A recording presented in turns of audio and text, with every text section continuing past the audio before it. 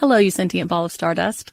My name is Casey Davis. I'm a therapist and I'm an author of the book How to Keep House While Drowning, where I talk about ways to make it a little bit easier to take care of yourself when you're overwhelmed, stressed, have mental health issues, physical health issues, or maybe you're just in a hard season of life. Maybe you're looking for a place that you can come and listen to some practical advice. This is a podcast for all of the self-help rejects. We're going to talk about skills for survival and self-kindness. And I'm going to leave the pop psychology at the door. I promise not to tell you to meditate or to journal. We're just going to give you some really insightful conversations with hopefully some practical advice. So I don't believe you need to pick yourself up by the bootstraps. I don't want you to just try harder, and I don't believe that laziness exists. So join me over on Struggle Care, where we can find compassionate solutions that help us function a little bit better. Come unwrap some holiday magic this season in Denver, where the lights are brighter and the shopping is grander, where the season feels a whole lot more wonderful. Discover great hotels and more things to do at milehighholidays.com. Stoveleg Media, igniting conversation.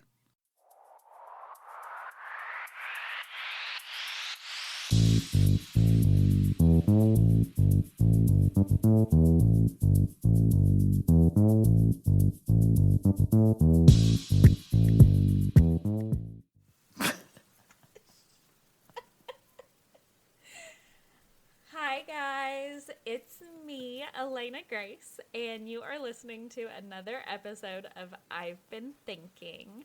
Today we have a special guest, once again, my friend Lisa from the Fruit and Flourishing podcast and the Flourishing Space.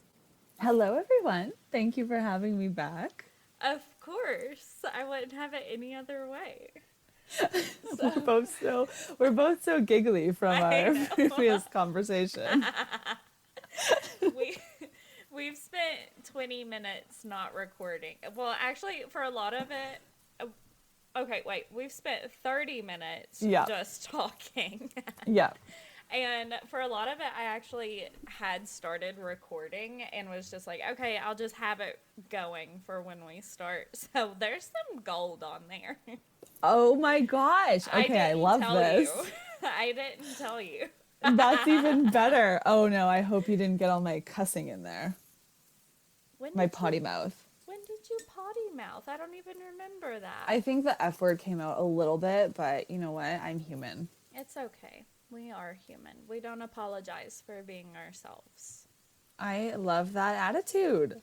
I said that one time for an episode. I was like, hey, sorry for a little bit of language. And my cousin commented on it and was like, don't apologize for being you.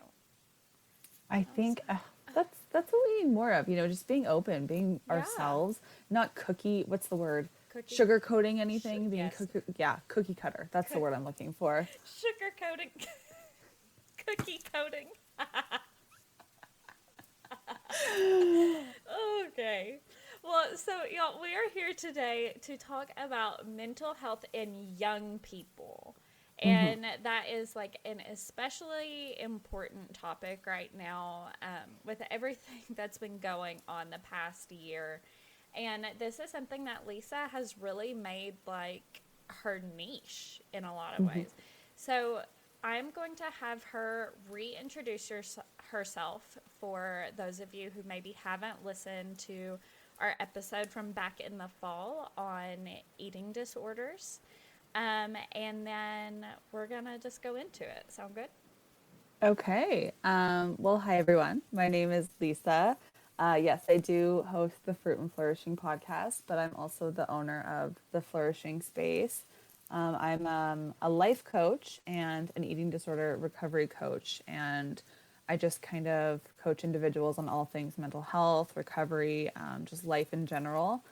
And I work with adults, but I also work with a lot of youths, like the tween ages, so 11, 12, 13, and then teenagers as well.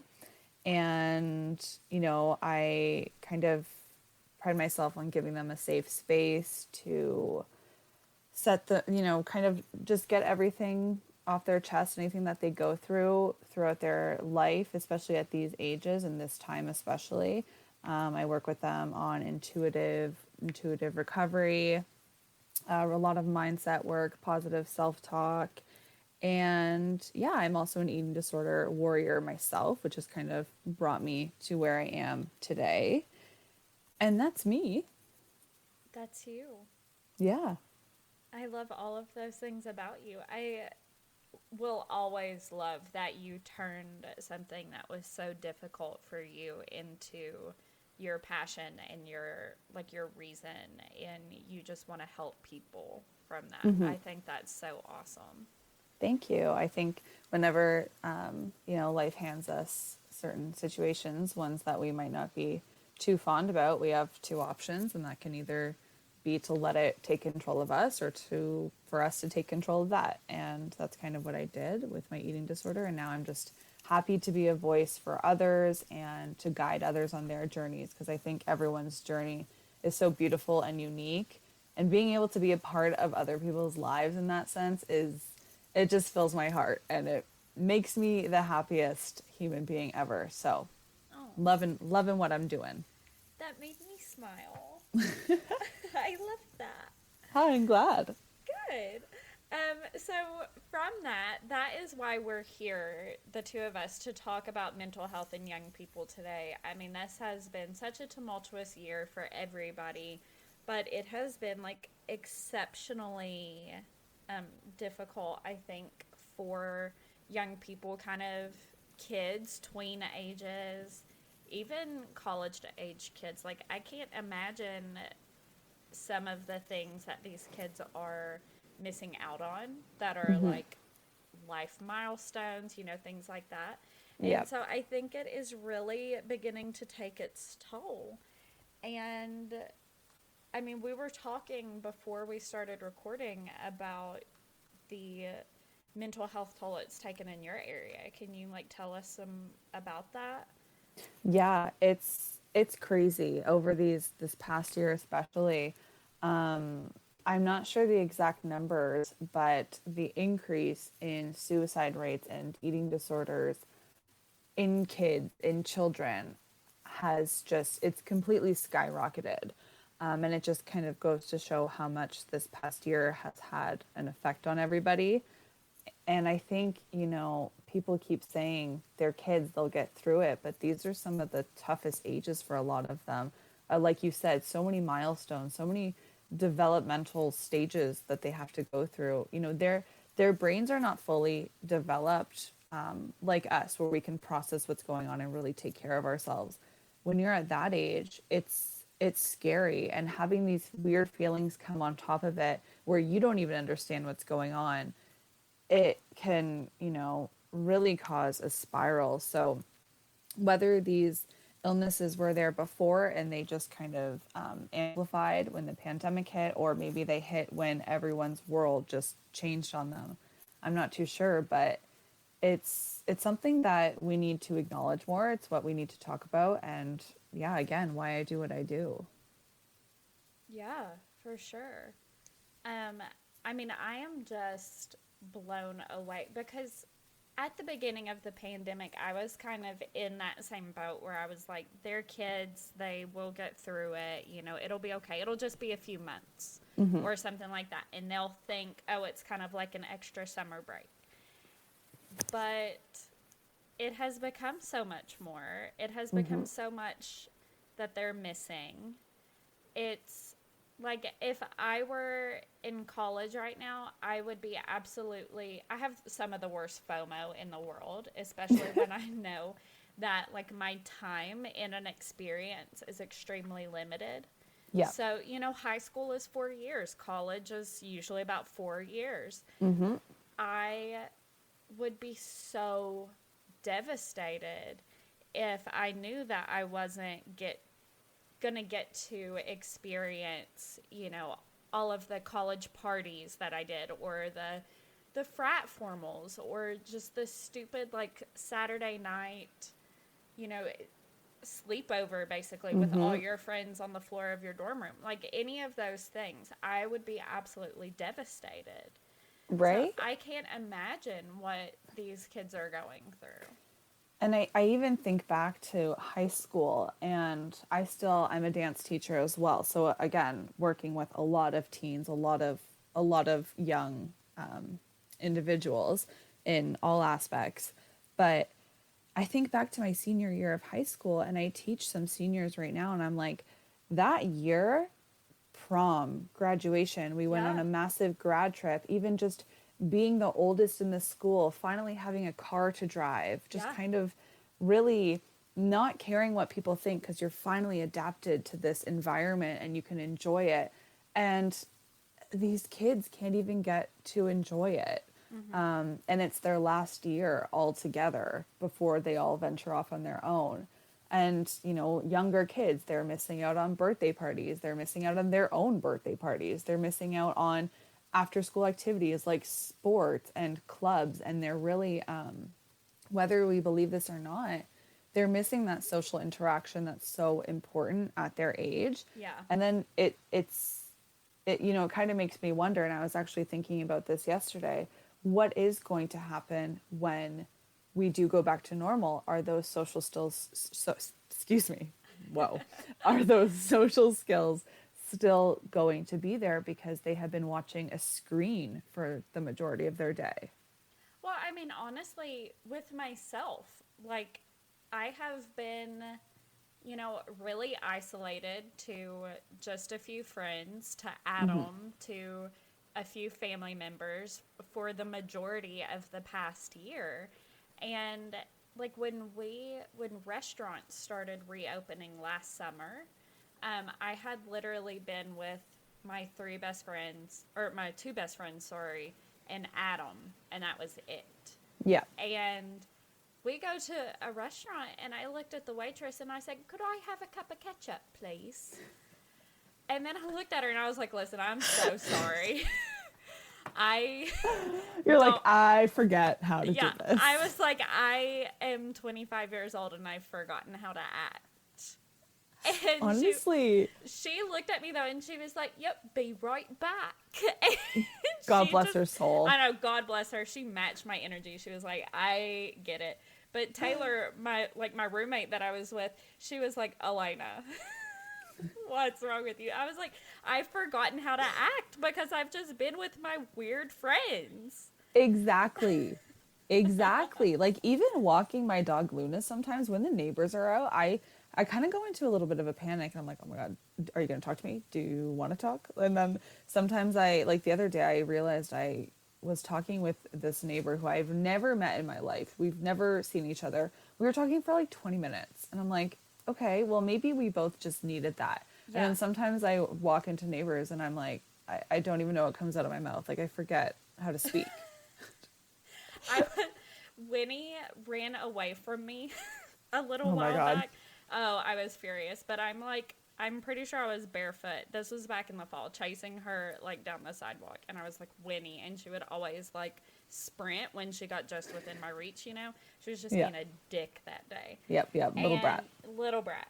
And somebody was walking across the street, and they were like, "Hey, how's it going?" And I was like, "It's never been worse. I'm completely miserable." Because that's how I would talk to Adam or to Taylor or Allison or to you. Right? And they were like, "Oh my gosh, I'm so sorry." And I was like, "I'm so sorry. That was way over dramatic.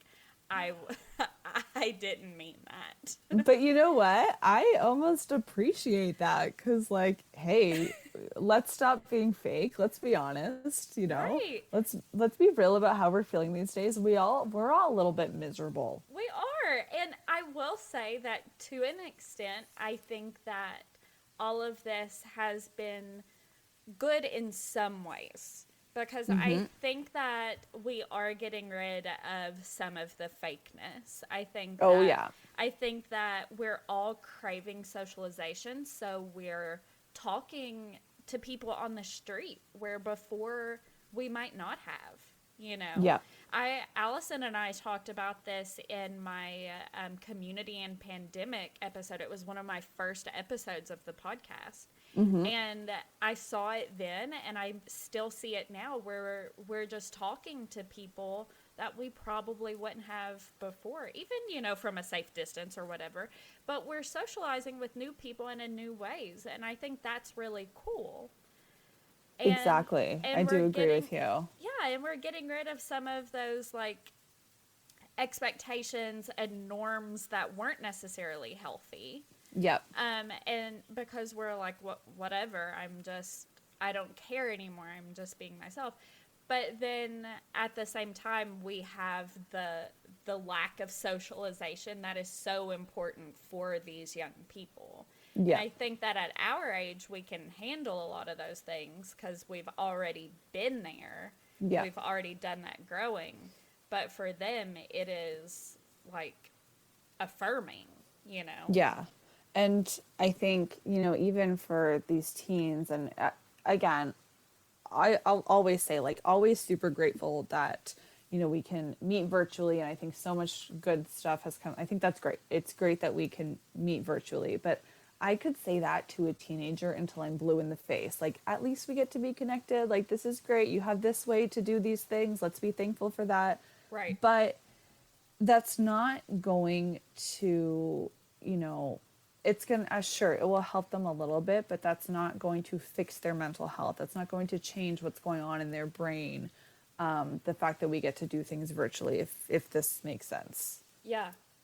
So yeah, exactly. They are missing that social aspect. And it was great when, where I'm from, schools opened up for a little bit, but the problem where I live, is that they keep changing everybody's routines. So we're in a strict lockdown, then they ease it up, then we're back in it, then we're in, it's like so back and forth. So these kids have been in and out of school, in and out of their activities constantly. Like, kids need routine.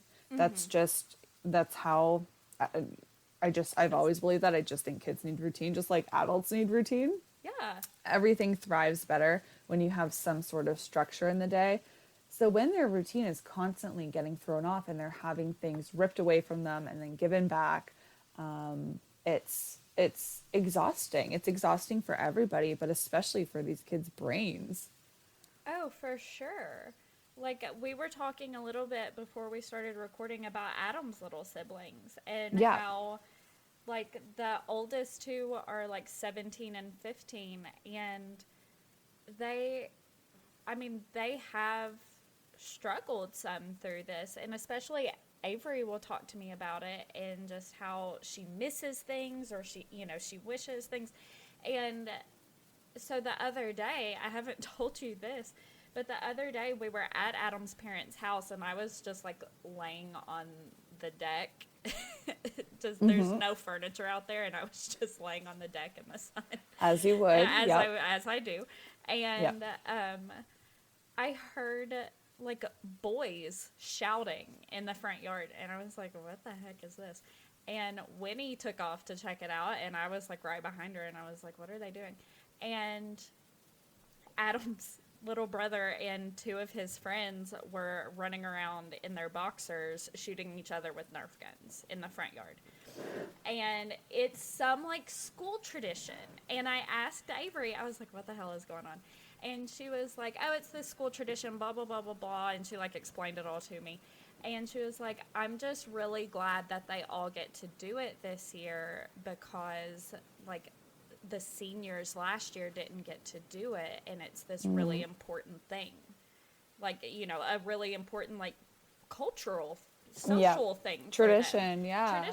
And it's honestly not even that old. Like, Adam didn't do it, and he went to the same exact high school, but they're like 9 years apart. So, but yeah, it's this really important thing. And like I said, I would have been devastated if I had to miss out on something like that.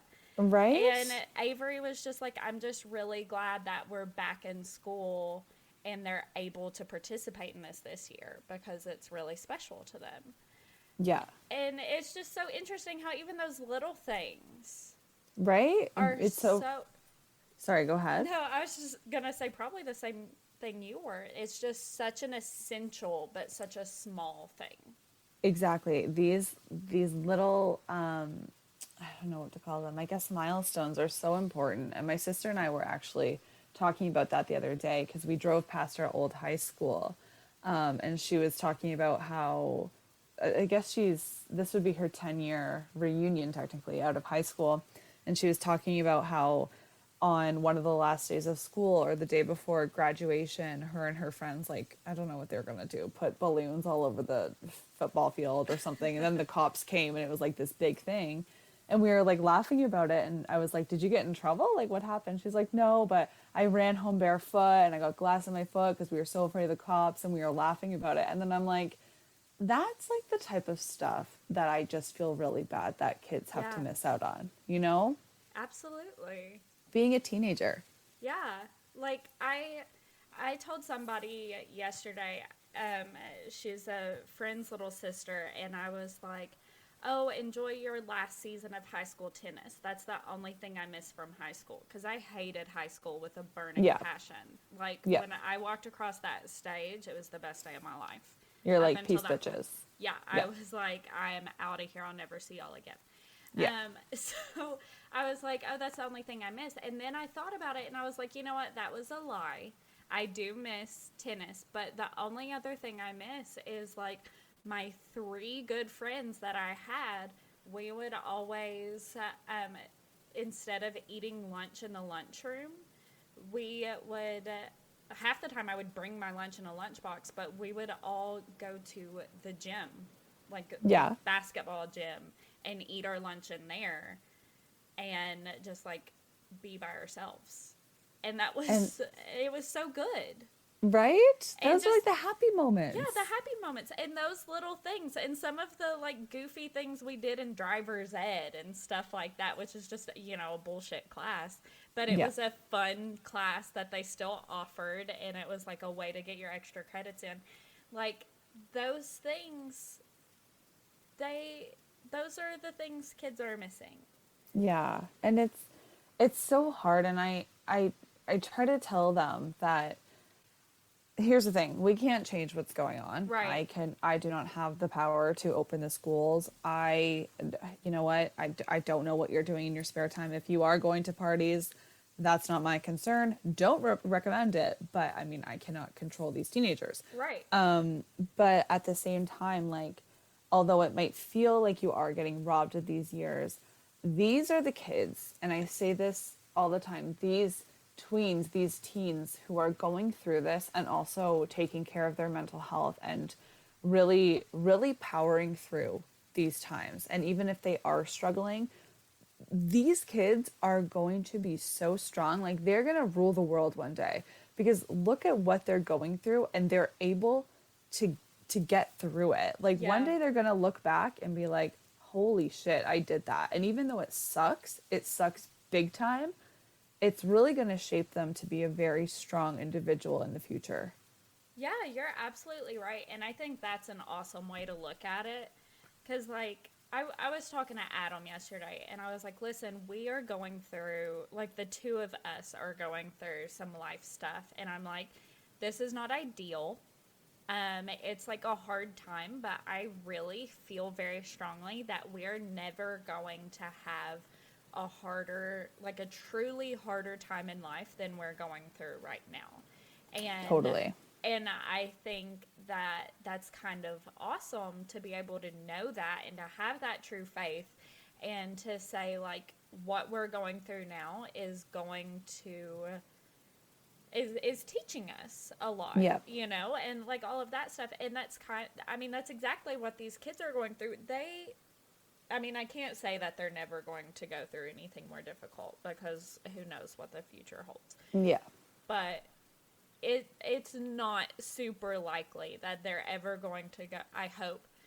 Don't hold me to that, honestly. Knock on wood. I wish I hadn't said that. But this is a really unique thing. Yeah, I know And- exactly what you mean. Yeah, and it's a really unique thing, and it's gonna shape them, hopefully, in really positive ways. And the ones who are taking care of themselves and learning from it and all of that, they, like you said, they are gonna rule the world. Plus, all of these Gen Z kids don't give a crap anyway. Like, you have a TikTok? Yeah. They're scary. Oh, yeah. They're What is up with that? scary. I don't know. I love it because I'm a little bit of a nihilist, so I'm like, yeah, nothing matters. Like, Yeah. but I'm a little bit afraid. I know exactly what you mean. Yeah, they're just they're quite the generation. They're wild. They are wild. And like I love it though. Here's the But thing for about the most part. For the most yeah. part. Wait, are you Gen Z? No, you're No, not. I'm a millennial. Okay. Here's the thing about Gen Z. I think this is the most, what's the word? Oh, I can't think of the word right now. Are you a Gen Z? No, I'm millennial. Okay, I thought you were, and then I was like, wait a minute. You're silly. I'm older than you. Oh yeah, you are. No, I'm not a Gen Z. No hate to them though. But I think they are the most like they make the most, they take the most action to make changes. They if you know what do. I mean. They really do.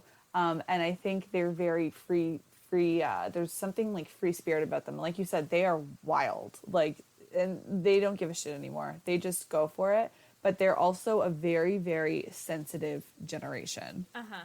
And that's what I found with them especially. So yeah, they, again, like they're, I could go off about Gen Z. I love them so much. But there's definitely like a lot of barriers up, if you know what I mean. I feel like there's I a do. lot of walls built around this generation, and we're just constantly trying to knock them down. Yeah, I do know what you're saying. It like in my own way, I guess, and then you see it in a totally different way working with them in their mental health and all of that. And even as a dance teacher working with them. Oh yeah. Like I can't even imagine from that perspective trying to break down the barriers that I see just from an outsider's perspective, or even just as like acting as an extra big sister to Adam's Yeah. siblings. Yeah. And I'm like, or my little cousin that's like my little brother. I'm like, hey, you want to talk about this thing that is very specific and I know is bothering you? And he's like, yeah, this girl like told me she would like my hair if I cut it, and then I cut it, and then she doesn't like me anymore. And I'm like, that's funny. But like my little cousin was so upset about that. Yep. Yep. It hurt his feelings so bad. And I'm like, I don't know how to help you. You know what? You know what's funny? And I don't know what to do with this information.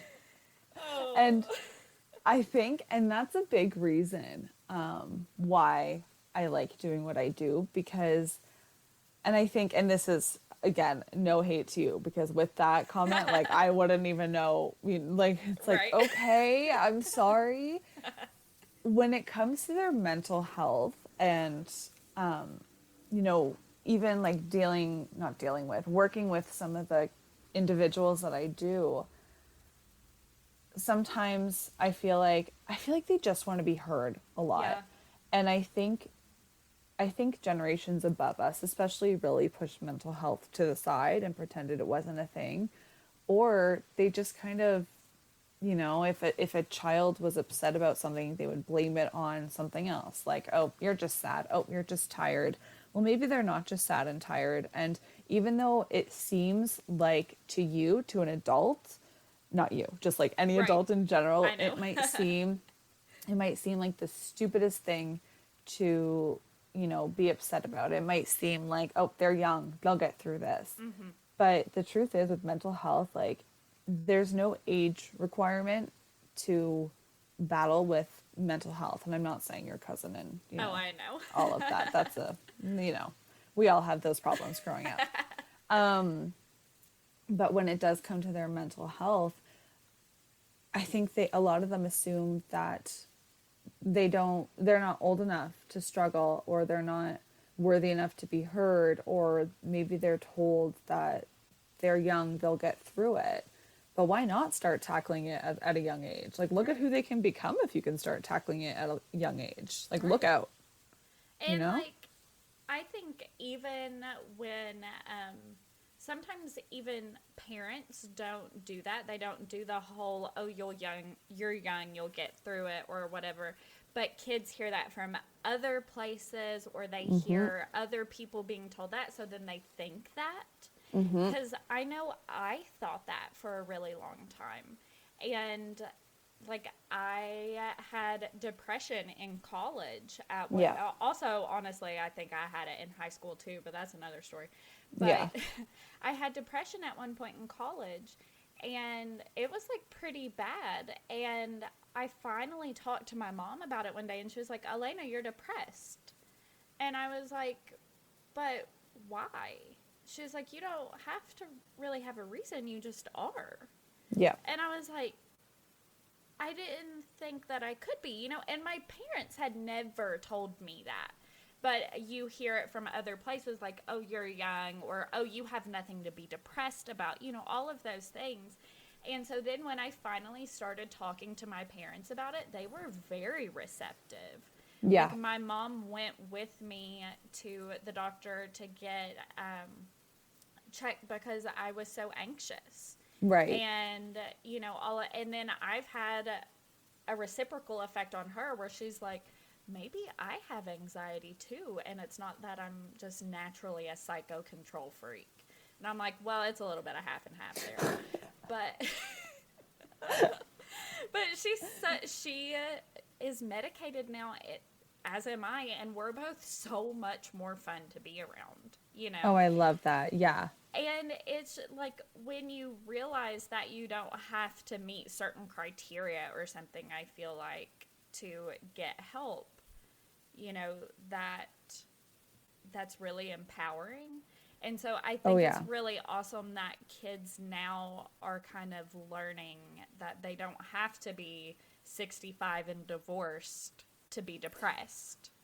Exactly. Yep. And it's so true. Like, I work with kids who, are obviously struggling really bad and they're in recovery, and then I also work with kids who just need to vent and just need to talk, and maybe there's bullying going on and this and that.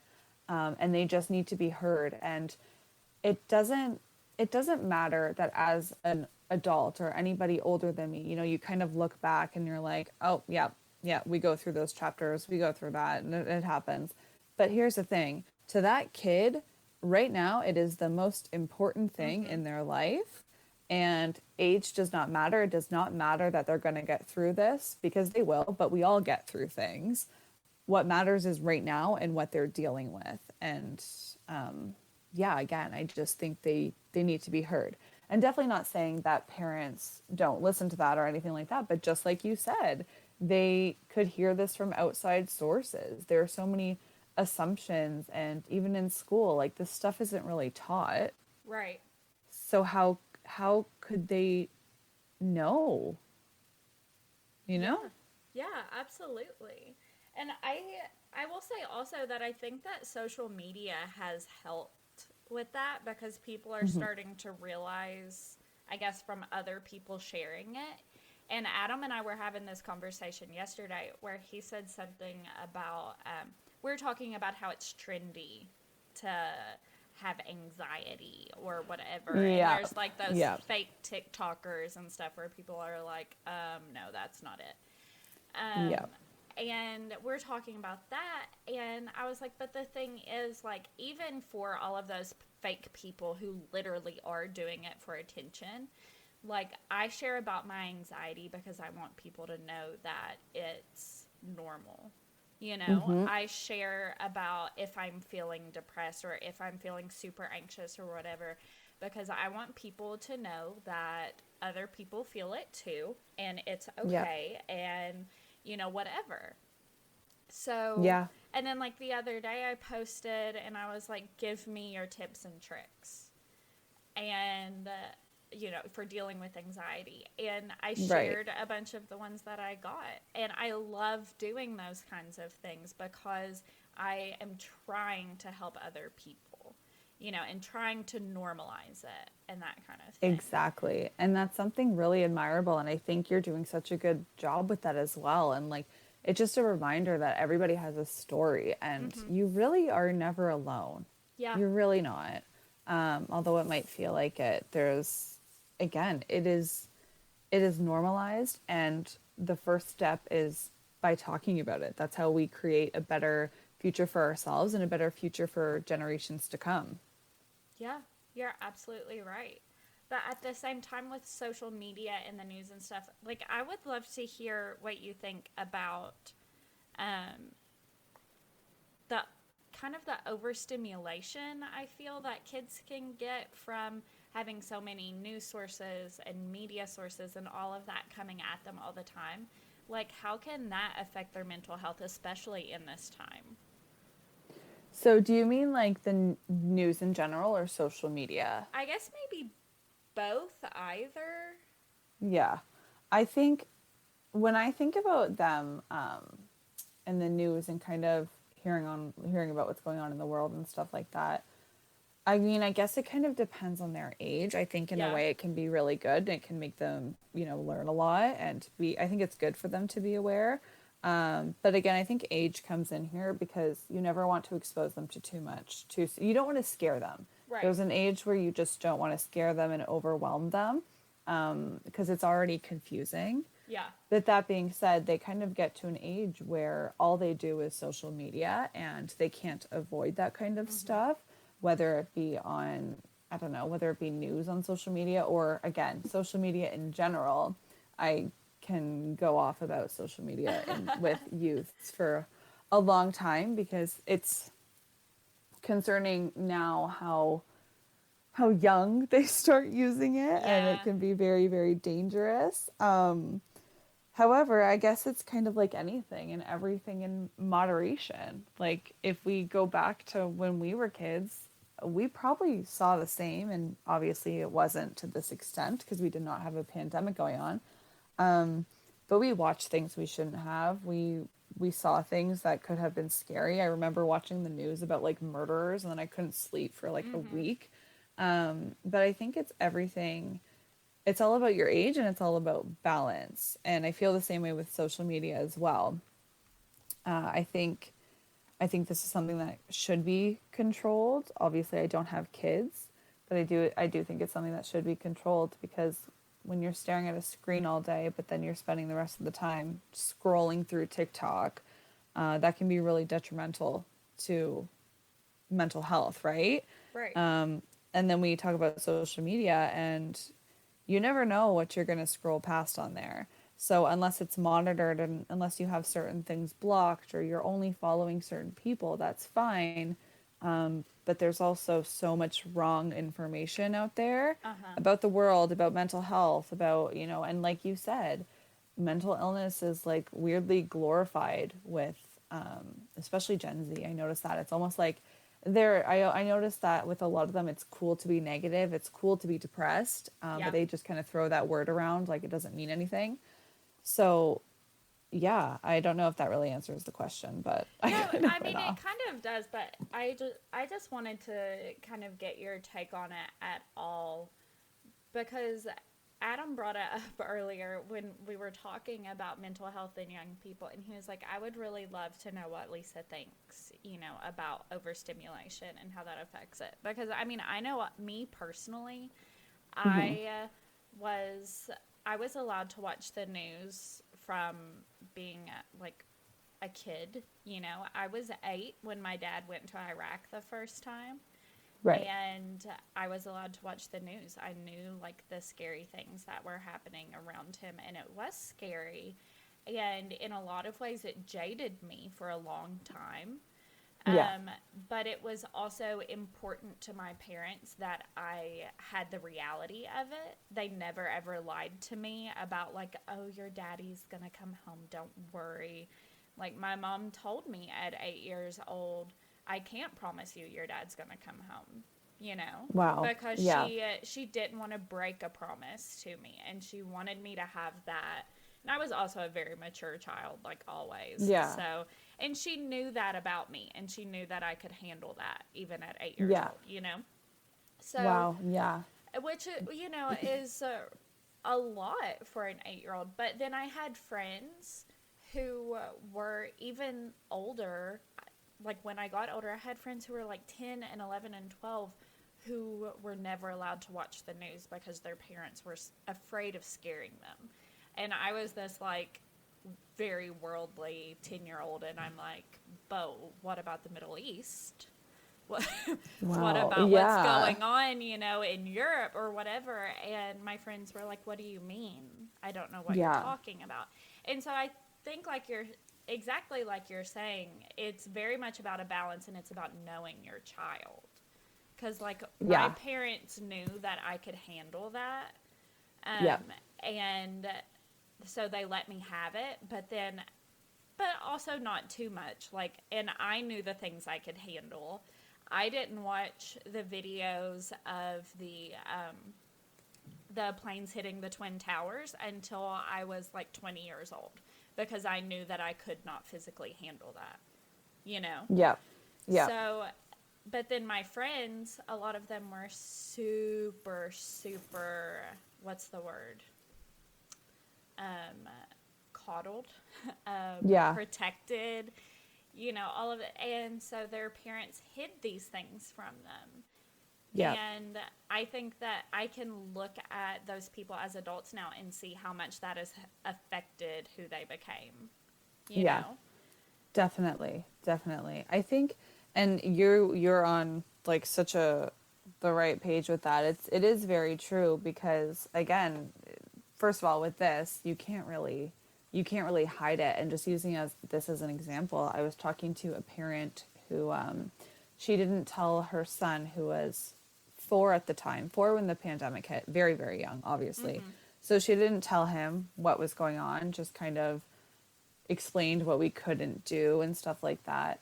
But then when he went to kindergarten, he learned all about it, like the first day. Right. Right. So it comes down to like, who's going to be the one to teach them? Who is going to break the news and explain what is really going on in the world? Again, that is very, very young, and we can't really expect them to understand. I don't think it Right. really affected the child at all, because he's young. He's just living his life. But let's even like look at your situation compared to mine when I first learned about murderers, and it freaked me out, and I couldn't sleep, and I clearly wasn't able to process it. But now when I think about it, I learned, or I watched that news about the murderer when I was at my friend's house. And I don't think that's something that my mom would have let me see, Yeah. because look how I reacted. So I do think it's all about knowing your child, knowing what's going to kind of keep them sane, and what's going to trigger them and what won't. Yeah, absolutely. And then knowing like what they need to know too. Exactly. Because Exactly. like for that 5 or 4-year-old, he needed to know, what we can do, what we can't do. Why we're staying home. Yeah. Yeah. And I mean, it probably wouldn't have hurt to be like, people are getting sick, Yeah. but you can't, whatever. But for 8-year-old Elena, it would have been really awful if my mom had promised me, yeah, your daddy will come home, and then he didn't. Totally. Exactly. So, like, knowing what your kids need to know and how much they can handle that. Yep. Yep. Completely. I Yeah. completely agree with what you're saying here. I would love, and obviously, like, you can do this in a little while, but I would love if you sent some resources maybe that you have or know about that I could post for parents, and then maybe also for young people when I post this episode, because I think that could be really helpful. Definitely. Yeah. That would Yeah, be I really think good. I'll definitely do that. I actually like a part of working with kids is also kind of working with the parents as Of well, and course, showing yeah. them how they can get support with dealing with their child, and what to do and how to handle situations. So I'll definitely send over some resources for that. That would be incredible. I have really loved this conversation. Do you have anything else you want to add, or do you feel good about it? No, I think we covered quite a lot. I think It felt so, good too. to just chat, you know? I know it did. I felt really good about this. Good. Yeah, I think we covered a lot of really good stuff. Yeah, me too. Well, thank you for having me on again. Of course. Thank you so much for coming on. Tell the listener where we can find you, please, and thank you. Okay. So my Instagram and Facebook is at The Flourishing Space. My website is theflourishingspace.ca. My podcast is Fruit and Flourishing. It's out. So I upload little Monday motive episodes every Monday, and then full length episodes every Thursday. And I think that's it. Yeah, Yeah. I think Yeah. so. And then I think I got it covered. yeah, you're doing good. And then for I've Been Thinking, you can find us at I've Been Thinking Pod on Instagram. And then I am doing a little bit more on TikTok, and I've actually changed my TikTok name to I've Been Elena. So that way I can share, podcast stuff. I can also share painting stuff, and I can share personal stuff too. So I'm really excited about that. A TikTok queen. A TikTok queen. No, not yet. I love your TikTok. Oh, thank you. I'll never be a TikTok dancer. I can tell you that. I cannot do a choreographed dance to save my life. Hey, never say never, baby doll. You're right. You're right.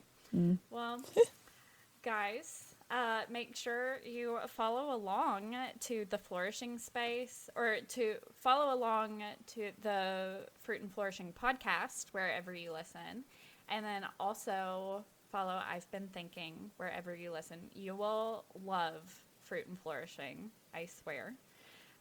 Thank you. Of course. And yeah, I'll talk at you guys next week. Bye. Bye, everyone.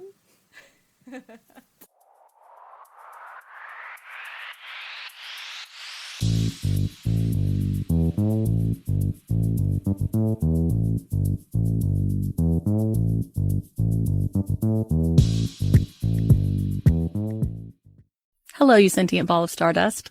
My name is Casey Davis. I'm a therapist, and I'm an author of the book How to Keep House While Drowning, where I talk about ways to make it a little bit easier to take care of yourself when you're overwhelmed, stressed, have mental health issues, physical health issues, or maybe you're just in a hard season of life.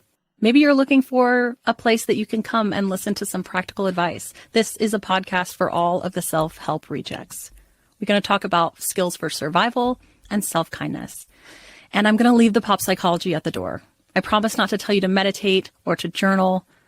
We're just going to give you some really insightful conversations with hopefully some practical advice. So I don't believe you need to pick yourself up by the bootstraps. I don't want you to just try harder, and I don't believe that laziness exists. So join me over on Struggle Care, where we can find compassionate solutions that help us function a little bit better. Come unwrap some holiday magic this season in Denver, where the lights are brighter and the shopping is grander. The shows are more spectacular, the trees taller, the festivities merrier. So come for your holiday traditions or make some new ones with your friends and family in the Mile High City, where the season feels a whole lot more wonderful. Discover great hotels and more things to do at milehighholidays.com.